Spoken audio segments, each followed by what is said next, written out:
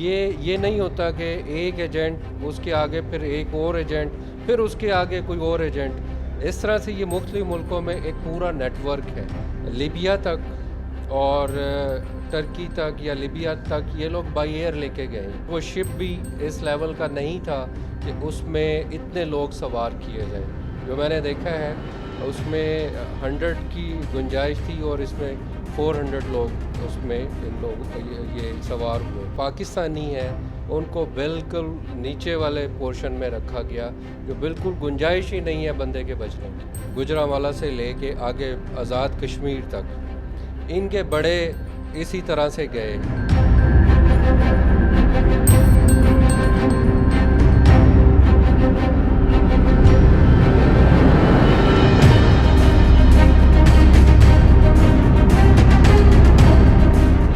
السلام علیکم ناظرین، آپ دیکھ رہے ہیں 24 نیوز اور میں ہوں آپ کا میزبان مناظر علی۔ ناظرین، انسان جب پیسہ کمانے کا سوچتا ہے تو وہ ہر جائز ناجائز کام کر گزرتا ہے۔ یونان میں جو کشتی کا ڈوب جانے کا سانحہ ہوا، اور یہ جو سانحہ ہوا اس نے پوری دنیا کو ایک طرح سے ہلا کر رکھ دیا۔ اس کے پیچھے کیا محرکات ہیں اور اس طرح کے ایشوز اور اس طرح کے معاملات کس طرح سے پیش آتے ہیں، ہمارے ساتھ آج موجود ہیں امیگریشن کے ایکسپرٹ رانا انعام صاحب۔ السلام علیکم رانا صاحب۔ وعلیکم السلام، کیسے ہیں جی؟ رانا صاحب بتائیے گا کہ یہ یونان والا جو واقعہ ہوا ہے اس کے اصل محرکات کیا ہیں؟ اس میں مینلی جو پرابلم آئی ہیں وہ یہ کہ یہ سب بچے بہت ینگ ایج میں 20 ایئرز 22 ایئرز 23 ایئرز، بالکل میں یہ کہوں گا کہ ان کو سمجھ ہی نہیں تھی کہ وہ کیا کرنے جا رہے ہیں۔ اس میں جو سب سے مین پرابلم ہے وہ ان کے پیرنٹس کی طرف سے۔ پیرنٹس کو چاہیے تھا کہ ان کو اس راہ پہ نہ ڈالتے یا اس کو ان بچوں کو اس جگہ پہ نہ جانے دیتے، کسی بھی طرح ان کو روکا جا سکتا تھا۔ لیکن دوسری طرف یہ جن علاقوں کے بچے ہیں، گوجرانوالہ ہے، منڈی بہاؤدین ہے، گجرات ہے، میرپور ہے، اب یہاں کے لوگوں کا ٹرینڈ ہی یہ ہے کہ یہ لوگ یہ ڈنکی کے ذریعے، خشکی کے رستے کے ذریعے یہ لوگ ان بوٹس اور یہ جو اس طرح کی کشتیاں وغیرہ ہیں ان پہ جانا پسند کرتے ہیں۔ مجھے بتائیے گا کہ دنیا میں بڑا جدید نظام آ گیا ہے، سوشل میڈیا ہے، میڈیا میں لوگ پتہ چلتا رہتا ہے کہ یہ طریقہ قانونی ہے اور یہ غیر قانونی ہے، پھر بھی لوگوں کو اویئرنیس نہیں ہے، اور یہ لوگ جو انسانی سمگلنگ کا کام کرتے ہیں یہ کس طرح سے ان سادہ افراد کے ساتھ رابطے میں آ جاتے ہیں اور کس طرح سے ان کو اپنے جانسے میں پھنسا لیتے ہیں؟ جی بڑا اچھا سوال ہے آپ کا۔ دیکھیں، اس میں جو لوگ پہلے سے ان ملکوں میں ہیں وہ ان کے ساتھ رابطہ کرتے ہیں کہ میں بھی اسی راستے کے ذریعے گیا تھا، یہ فلاں ایجنٹ ہے، یہ فلاں بندہ ہے، آپ اس سے رابطہ کر لیں۔ یہ لوگ ان کے ساتھ رابطہ کرتے ہیں، وہ آگے کسی اور کے ساتھ رابطہ کروا دیتا ہے۔ اس میں 80% تو لوگ فیک ہوتے ہیں، اور جب یہ سلسلہ چلتا ہے پھر ان کے یہ نہیں ہوتا کہ ایک ایجنٹ اس کے آگے پھر ایک اور ایجنٹ پھر اس کے آگے کوئی اور ایجنٹ، اس طرح سے یہ مختلف ملکوں میں ایک پورا نیٹ ورک ہے جس کے ذریعے یہ لوگ یہ کام کرتے ہیں اور لوگوں کو سبز باغ دکھاتے ہیں کہ آپ ہمیں اتنے پیسے دے دیں اور اس کے بعد ہم آپ کو فلاں کنٹری سے ڈائریکٹ۔ اچھا، اس میں یہ بھی ہے کہ یہ جیسے میں نے دیکھا ہے لیبیا تک اور ٹرکی تک یا لیبیا تک یہ لوگ بائی ایئر لے کے گئے، اس کے بعد یہ ان کو شپ کے ذریعے مختلف، اور وہ شپ بھی اس لیول کا نہیں تھا کہ اس میں اتنے لوگ سوار کیے جائیں، جو میں نے دیکھا ہے اس میں 100 کی گنجائش تھی اور اس میں 400 لوگ اس میں ان لوگ یہ سوار ہوئے۔ اور جو پاکستانی ہیں ان کو بالکل نیچے والے پورشن میں رکھا گیا، جو بالکل گنجائش ہی نہیں ہے بندے کے بچنے کی۔ اچھا، مجھے بھی یہ بتائیں کہ جب ہم لفظ استعمال کرتے ہیں امیگریشن، تو ایک پڑھا لکھا طبقہ ہے اس کو ہم سائڈ پر رکھتے ہیں، چونکہ یہ ٹارگٹ جیسا کہ آپ نے بھی بتایا اور ہمارے بھی علم میں ہے کہ زیادہ تر وہ لوگ ہیں کہ جو سادہ لوگ ہوتے ہیں وہ جلدی اس چیز میں پھنس جاتے ہیں۔ ہم یہ سوال ان کے لیے کر رہے ہیں کہ امیگریشن کا لفظ بیسیکلی اس امیگریشن سے کیا مراد ہے، کہ یہ اس کے تحت کیا کیا چیزیں آتی ہیں، ویزے کا کون کون سی قسمیں ہیں کہ عام بندے کو ذرا آپ گائیڈ کریں؟ جی، امیگریشن جو ہے وہ ہجرت کو کہتے ہیں. آپ کسی بھی کنٹری کی امیگریشن لینے کے لیے ہر اس کنٹری جو امیگریشن دیتا ہے، جو امیگرینٹس کرتا ہے لوگوں کو، انہوں نے اپنے پوائنٹ سسٹم انٹروڈیوس کروائے.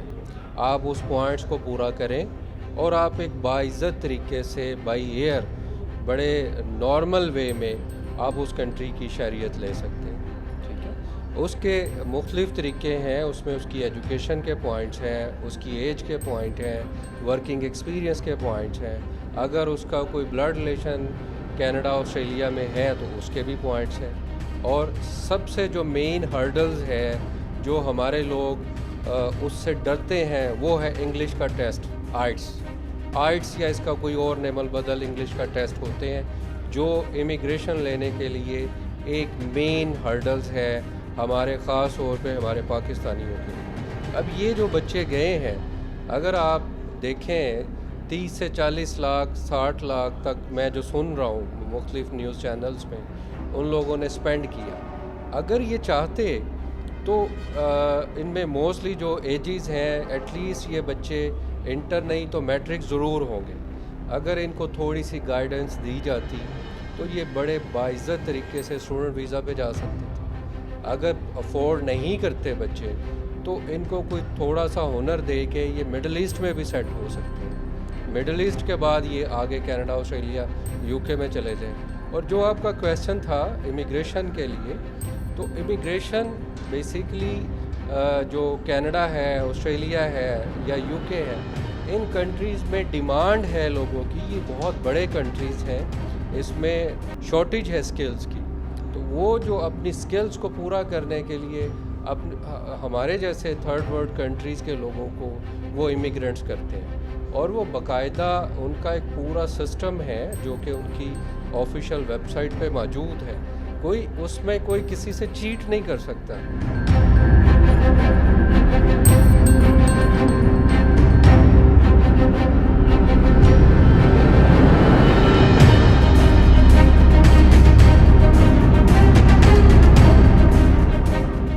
صاحب یہ بتائیے گا کہ پاکستان کے ادارے بھی ظاہر ہے اپنی اپنی ذمہ داریاں ادا اپنے لیول پہ کرتے ہیں، لیکن اس کے باوجود یہ جیسا کہ آپ نے کہا کہ یہ نیٹ ورک ہے پورا، یہ کس طرح سے بچ نکلتا ہے؟ کس طرح سے اتنے بڑے حادثات پہلے بھی چھوٹے موٹے ہوتے رہے ہیں، کس طرح سے یہ لوگ باہر آ جاتے ہیں؟ کیا ہمارے سسٹم میں آپ کیا سمجھتے ہیں، اس میں آپ کیا پوائنٹ آؤٹ کرتے ہیں، کیا خرابی ہے، کہاں پر پرابلم ہے؟ دیکھیں، خرابی ہمارے سسٹم میں یہ ہے کہ میں مختلف پہلے بھی ٹی وی چینلز پہ یہ بات کہہ چکا ہوں کہ یہ جو پٹی ہے گجرانوالہ سے لے کے آگے آزاد کشمیر تک، ان کے بڑے اسی طرح سے گئے. دیکھیں، پہلے حالات چینج تھے، ان ملکوں میں اتنی سختیاں نہیں تھی، لوگ چلے جاتے تھے. جب وہ پرانا جو دور تھا، جو انہوں نے دیکھا کہ ہمارے پیرنٹس بھی اسی طرح گئے، تائے چاچے بھی اسی طرح گئے، تو ہم بھی یہی رستہ اڈاپٹ کریں گے. اگر آپ ان کو اویئرنیس بھی دیں تو یہ کوشش کرتے ہیں کہ یہ آئٹس کا ٹیسٹ نہ دینا پڑے.